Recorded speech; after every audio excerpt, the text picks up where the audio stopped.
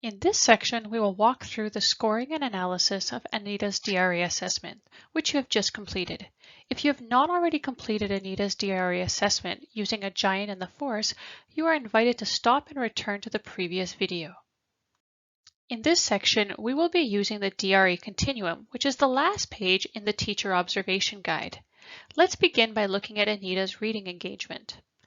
Anita mentioned liking picture books and was able to explain in general terms what she liked about them. She was also able to name The Cat in the Hat as her favorite book, but had troubles identifying specific elements from the book that she liked. We don't have all the information to accurately determine her ability to sustain reading for an extended period of time, but Anita seemed to mention reading 10 to 15 pages before bed, so we can assume that she has built a certain level of stamina when it comes to independent reading. Based on this information, where would you place Anita on the DRA continuum? So, where did you place Anita on the continuum? Perhaps in the instructional level for book selection and the independent level for sustained reading. This would give her an overall score of 5 in the reading engagement portion of the DRA. Now let's look at Anita's oral reading record. What did you notice? In the video, the teacher indicated that Anita read the assigned passage in 2 minutes and 21 seconds, which falls under the independent range. While you were timing, you may have had a different result. As mentioned earlier in this learning module, school teams may set common practices for assessments which are not necessarily indicated in the DRA teaching guide. It appears as though the teacher in this video may have briefly stopped the timer during the section where Anita had a long pause and was using her reading skills to decode the word. Since we don't want to punish students for using the skills we are working on, stopping the timer is a very reasonable accommodation, especially if it's used by all the teachers in the school. So this might explain why there was a difference in the time. Let's use our observations to fill in the accuracy rate table. So we said that Anita finished her passage in 2 minutes and 21 seconds, which means that she falls in the independent range. We also probably noticed that she had 4 miscues and 5 self-corrections, which also places her in the independent range. Now let's determine Anita's oral reading rate, which can be found on page 4 of the teacher observation guide. Anita read the assigned portion of the text, which was 134 words, in 2 minutes and 21 seconds. Now we have to do a bit of math to convert that time into seconds, which becomes 141. We plug that number into the formula, which gives us Anita's number of words per minute, which is 134, so 57 words per minute. We can also write down any of our other observations in this section. So the things that we notice, like words or miscues not self-corrected, self-corrections, words told by teachers, student problem solves words using different strategies, miscues that interfere with meaning, miscues included, and so on. Once that is completed, we can go ahead and fill out the oral reading fluency section on the DRA continuum. We already have Anita's rate and accuracy, so here she scores in the independent range. Now, based on your observations, how would you score Anita's expression and phrasing? You may have chosen to place her in the instructional level, so here this would give her a total score of 10. Finally, let's take a look at Anita's answers in the comprehension section.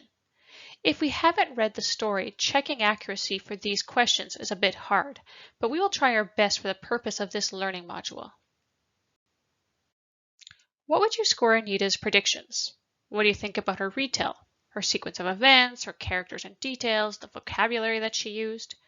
How much teacher support did Anita need to give her answers? What did you think about her interpretation? What about her reflections? Now, if you haven't read the story, this section becomes a little more difficult to assess.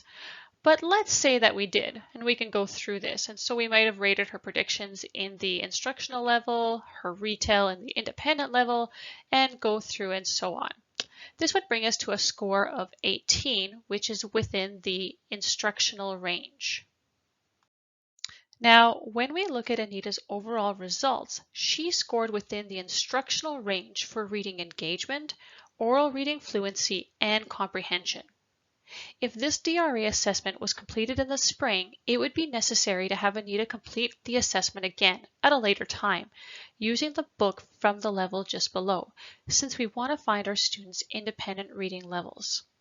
For levels 4 to 40, for independent level, the student's total oral reading fluency score and comprehension score must be within the independent range on the continuum. For levels 50 and 60, the independent level, the student must obtain a total comprehension score in the independent range of the rubric. Had Anita scored within the advanced range during the spring assessment, it would also be important to reassess her using the book from the next level up, as we want to know what level of book she is currently able to read independently. So we've done the DRA. Now what? Remember, the strength of the DRA lies in what we do with that information. It's time to review the information and think about what we can do to help Anita move forward in her reading development. The Teacher Observation Guide provides this page, but your school may be using another tool. There are actually a lot of great tools out there to support this process, such as Moving Students Forward document on the Literacy Today site or Jennifer Saravello's Skill Progression Chart. Take a moment to stop and reflect on the following question. What classroom strategies could I use to support Anita in moving forward in her reading development? Use the last page of the Teacher Observation Guide to help you plan these next steps. So, what did you come up with? As a teacher, for each one of our students, we would go through this chart. Now for Anita, we may have identified a few areas that we want to focus on in each of the different areas that we assessed her. The important thing is that we shouldn't focus on more than 2 reading goals or strategies at a given time. We don't want to overwhelm our students. Jennifer Saravello actually recommends targeting these goals, maybe these 2 goals or these 2 strategies for about a 4-week period before moving on. So really giving our students a chance to work on these. So we've completed our first DRA, we've analyzed the information, we've even planned on how to move our students forward. If this is the springtime, there's one last thing that we will need to do, and that's reporting our results. In this last section, we will briefly look at reporting our results for the spring assessment period. More information about this process will be communicated to your schools prior to the assessment period. CQSB teachers will be asked to record the following information into a computer system. In the past, this information was recorded using GPI. However, the new Mosaic system may be used during the upcoming assessment period. Please refer to the communication that will be sent to your schools in the spring. Regardless of the system that you will be asked to use, teachers will be expected to enter that information into the system by a fixed date. During your assessment, I would encourage you to use some sort of tracking sheet or system where you input these details for each student so that when it comes time to report, you simply have to go down that list and transfer the information into the system. For each student, you'll be asked to enter that information into the designated portal. A really important reminder. The information gathered during the DRA is meant to guide teachers' instructional practices, as well as to help school teams when planning for the upcoming school year. It is not meant to assign a grade to a student. In fact, the DRA score should never be converted into a grade or a final score for reporting purposes.